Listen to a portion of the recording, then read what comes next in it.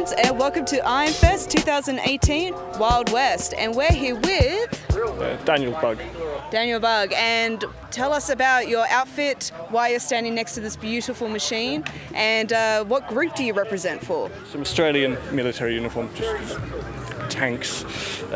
What era are we looking at Australian military? 1980s, 1970s. It's the first time I've actually dressed up, so no goggles, I must admit. And what group are you a part of here today? Scy'kadia Tank Adventures. We essentially give people rides in vehicles like this, except a lot of them are much bigger. This is a very, very small vehicle in comparison to a 52-ton Centurion tank. Centurion tank, wow. Yes, Centurion Mark 5/1, built in 1949. I better not, I will continue for hours. This individual vehicle is a universal carrier, or a brand gun carrier Mark 2A. I think I've got that correct. And you said that you organise rides for public or for certain events? People book us out for the day. I normally give them a tour of all the vehicles, hop inside them, and I try to do the history with my fumbly mind. Yes. Try to explain the mechanical aspects to some, which this is needlessly complex for something from 1935-ish. Yeah, built in 1941, but needlessly complex as a machine for something such of an early design. So these are all the actual machines that have been revamped, fixed up? Yeah, this vehicle saw service in Darwin, towing artillery, which is essentially what this thing is. It's a glorified little armoured tractor. But also, the reason it's called a universal carrier is because it can do so many jobs that It's universal. Yes, precisely. It's Excellent. just a little tankette. I believe the proper definition of a tankette is an armoured vehicle lighter than the smallest light tank in the army at the point. So, there you go. Excellent. Do you guys regularly do events like this? Like, do you actually reenact with the tanks? Will we be seeing some battles today? Yes, or? we will see this. I'm going to be changing into my tank uniform and get promptly blown up when we do the reenactment. Oh, excellent. You know when to go, do the Wyland scream. Do some minor theatrics. Now, does the group that you're part with, does it have a Facebook or a website? Yes. Scy'kadia Tank Adventures on Facebook, and look it up on Google. Scy'kadia Tank Adventures. The group here is called Ava. They often help out and come down all the way down to Victoria. Oh, wow. Long drive. Yeah. Were you driving these, like on the highway? This would destroy. Those can. We're riding in that. No, the one with the pirate flag. We're riding in that in town yesterday. Wait, did you have the pirate flag on there while you were riding through town? Yes. Excellent. Well, we'll let you go so you can get into your tank uniform. But yes, we'll definitely link the Facebook page down below. So if you guys are interested, come and join him in his wonderful outfit and ride a tank, basically. Thank you so much. Thank you.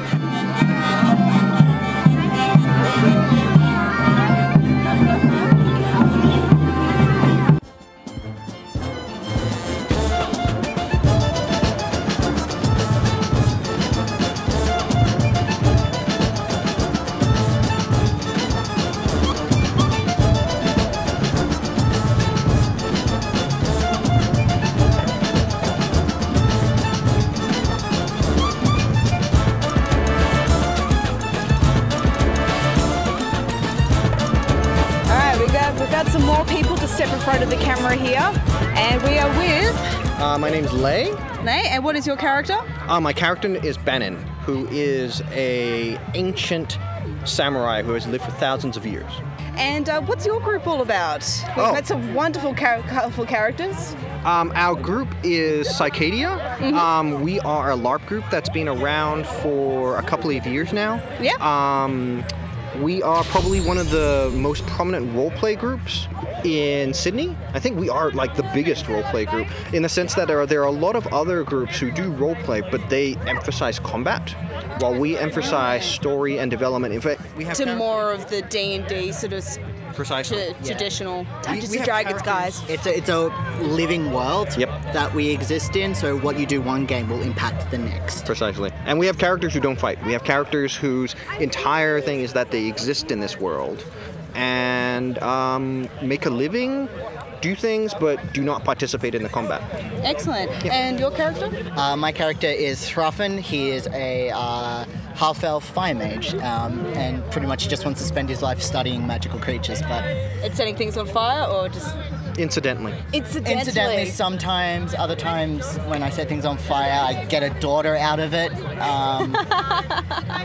So how did you guys get involved? How did you discover? What's the best way of telling our viewers how to find it? Obviously, I found out through a friend being like, this thing, and I was like, yes, this thing. And myself, I just turned up to the first game. And it was a case of I wanted to see what it was because I've been a reenactor before, and I found reenactment to be fun in its own way, but slightly stifling in the sense that you can only be very this. If you want to be a samurai, you have to have these clothes, you have to act this way. Yeah. While here, I can be what I want, and it was kind of you liberating. can change character eventually. Exactly. I find the same thing with the reenactment. I used to be involved in Medievalists, and if you were in 1066, you were in the 11th century, no matter what. Yep. Not that we're dissing them at all. We've met some lovely people out there. It's great in the fact that you can actually have multiple characters. Yeah. We do have like a 3 limit kind of deal, but I have an old character when I don't feel like being this. He's a shifter, turns into a wolf every now and again, and he's married to, he has a husband in Vilkland, and it's just, it's Very equal. there's so much freedom to it. Yep, precisely.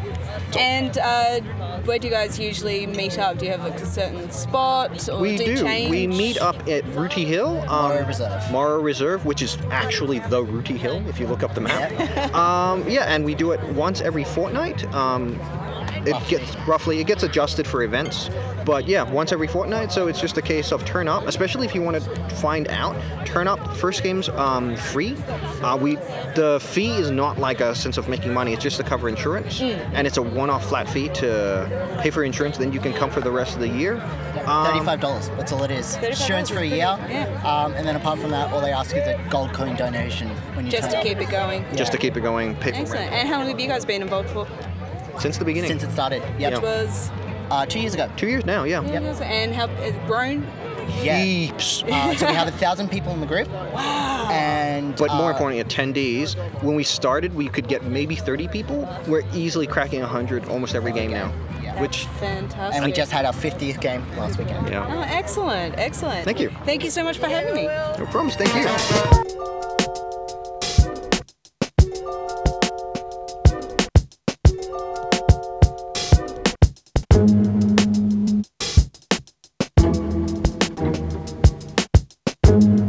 Okay, and we have found the creators of this wonderful LARPing group. So names and roles and what's it all about? Chris Price, original creator and head storyteller.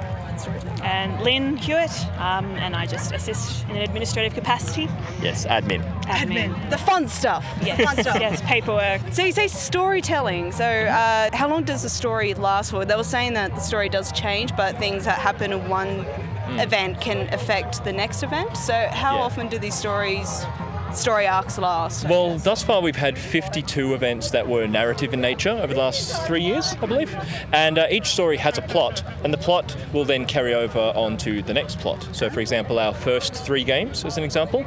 In the first one, the adventurers arrive, and they want to stake their claim on the surrounding area. So they did that through mostly combat. But they also discovered a relic. Over the next game, they found the shards of the relic hidden around the area, and they unearthed those and were fighting over them to find out, what it did, piecing it together, finding magical power and whatnot. And then on the third game, they had to choose whether or not to destroy the completed relic or whether or not they wanted to use it to summon demonic power and whatnot. So What did they pick? they went the good guy route, and they destroyed it with a holy hammer, as they do. Disappointing. It was Yeah. disappointing for me. Anyway. How far in advance do you have to write up an outline of a story? We usually have a few ideas that we float around, and but generally we will have maybe up to 3 games sort of plotted out, and then as we get a little bit closer, depending on who we know is going to attend, and depending on what we hear down the grapevine about what our players would like to see, we'll sometimes piece in little surprises for them, and we'll sort of rewrite the plot just a little, to bring, say, a newcomer to the fore, because we really want to make things as inclusive as possible, and we want to make sure that everyone gets their moment of heroism if possible. Yes, I was going to ask, the group meetings are quite large now, are they? So instead of like traditional D&D where you would have a group of 6 players, does that mean like everyone's involved, or are some people just sort of like non-playing characters in the background, or is it everyone's just one big party? We do have a lot of civilians, so if you don't or can't participate in combat, you can play a civilian character, and they're still really instrumental. They make items, they can collect relics, they can fix weapons, they can bolster armor, they can enchant your spear to make it do something amazing. And the main party members could try their luck at pickpocketing and charm spells and bard singing. Absolutely. Exactly. There's so much to do, no matter your level of health, your age, what you want to do. We cater for just about everything. How did you start this? Why did you want to start? Because I was saying to you before, my parents used to be involved in the like Call of Cthulhu and traditional D&D LARPing back at university campuses, and then it died off. Yeah, we've got a long background history of tabletop gaming. I briefly dabbled in World of Warcraft, and we started LARPing because we actually did a short film about it, or a film series, and then we went out and investigated ourselves. We played with a few small groups in Sydney. So we hit about 2015, and a lot of the groups had sort of gone on hiatus, and we just figured, you know what, we really enjoyed it, and you know, we've had a taste, and we know how we would like to do things. So ours is a little bit different in style, and so we said, all right, well, let's give it a try. And from about 30 players over the next few years, it just kept going, and now we have people coming down from Newcastle. In June, we're having a weekend-long event, which is just all sieges and monsters getting constructed, and we're going to have people from Melbourne, and people coming from Melbourne for that. We're getting a monster built, lots of fortifications built as well. They're so excited about that. One guy's talking about his Gatling gun. He's going to be firing into the enemy doors, and we're like, yes, please bring that. All right, so do you have any advice for newcomers that have seen this and they're really interested? First timers do come for free. They get to loan weapons out for free, so you don't even have to have a weapon the first time if you want to give it a try. I would just say, don't be afraid of it. It is a little weird because, I mean, you know, anything in nerd culture might come across weird at first, but our community are extremely friendly. There's a lot of us, and it's very broad. You know, if you've just wanted to, you know, get in costume, just hang out, you can do that. If you want to come out and get some fitness in, then you can jump in with some of our warriors. You know, if you want to just come and be creative, I mean, we get photographers and artists coming around as well. So, yeah, just give it a shot, you know, and we're there with you the whole way. You know, from the moment you arrive, we're helping you out with the character and whatnot, and then you just take the reins. Usually it takes about half an hour for people to dive in. And where's the best place to find you guys if they're interested? Facebook for certain. Yeah, typing in Scy'kadia, and just you can also just type in Sydney LARP, and at the moment we're the first thing that pops up on Google. Yeah, that's the easiest thing. But we're also on Instagram where you can see what everyone's up to. We've got some vids on YouTube. Some of our players are now getting really into doing like drone photography for us as well, which is cool. That's been fun watching the overhead footage of the battles. Excellent. And so with the YouTube, they just type in Sydney LARPing, they'll probably find it. If you type in Scy'kadia into YouTube, you should be able to find it. So it's SCY''KADIA. Well, I know who I'm subscribing to when I get home. Yay! And vice versa. Oh, thank you. Yes, well, thank you so much for having us here today, and we'll be seeing you at the next Ironfest. Definitely. Yes. Definitely. Excellent. Thank you so much. Thank guys. you. Bye.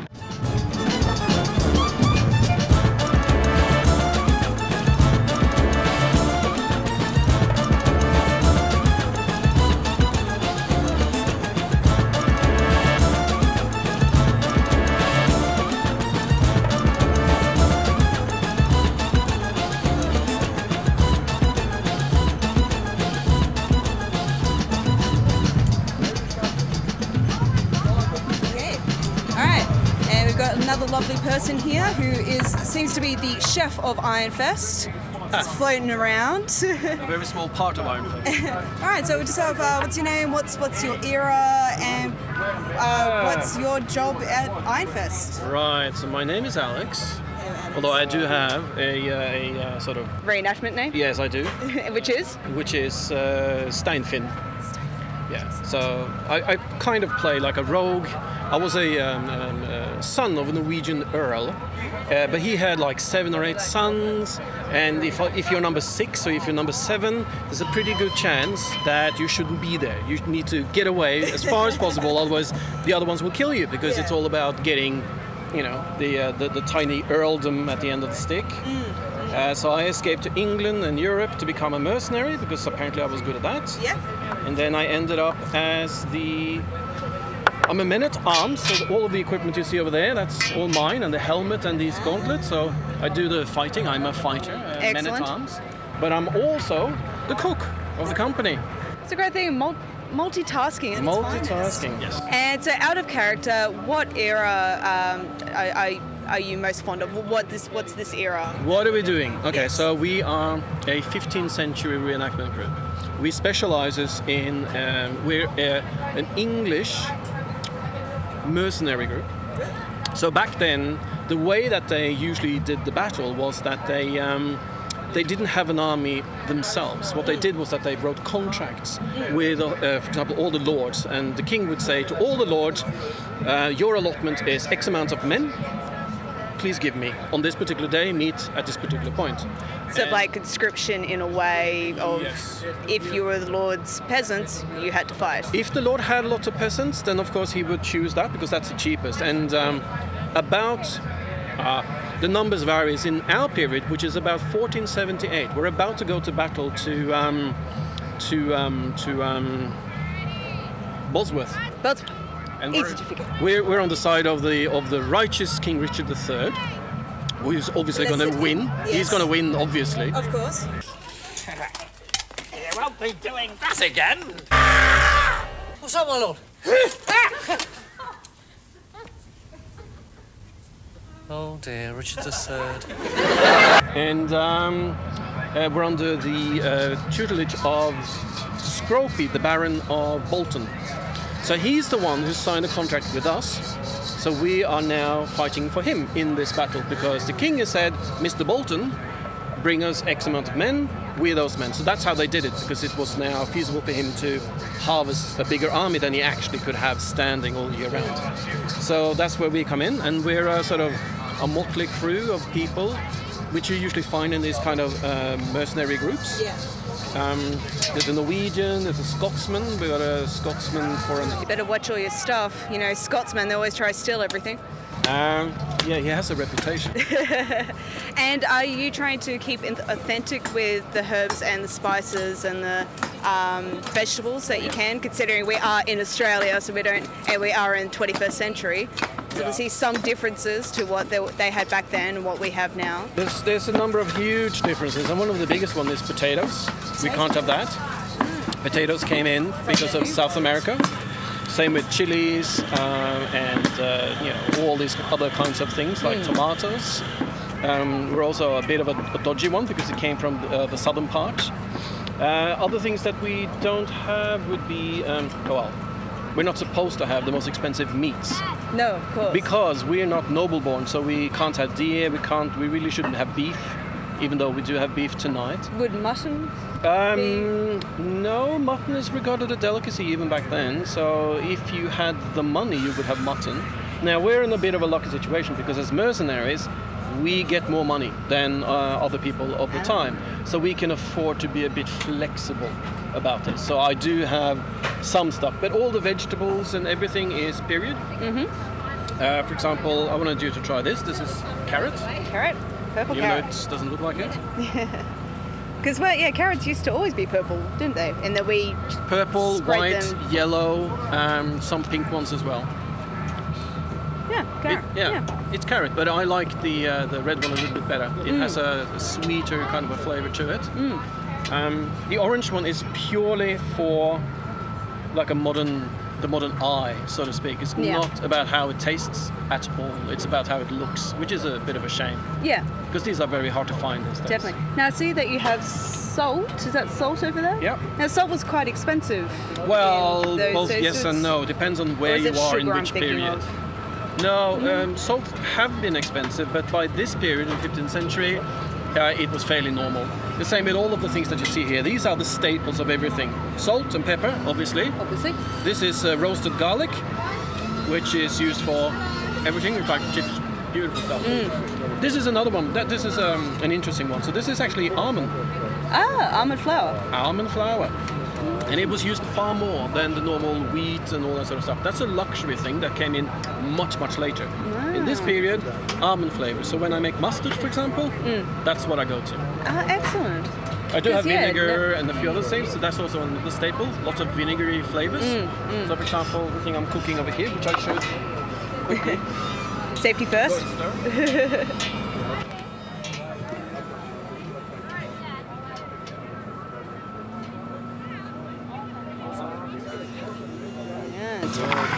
Have a look in here. Hang on. So this is a bit of a sauerkrauty thing. So it's got apples and cabbage.